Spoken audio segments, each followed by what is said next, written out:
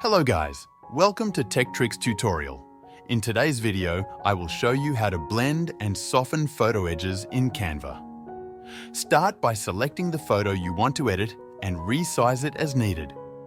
Once your photo is ready, go to the Elements tab and choose the square shape. Resize the square to cover the entire canvas. Next, go to the Colors option and scroll down to select a gradient. Choose the circular gradient option for this effect. Now, adjust the gradient by selecting the colors. To create a smooth blend, make the first color stops fully transparent.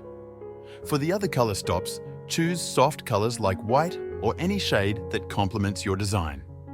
This will give your photo a soft-edged effect.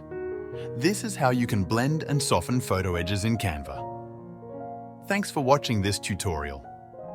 If you found this video helpful, please like and subscribe to our channel for more tech tips and tutorials.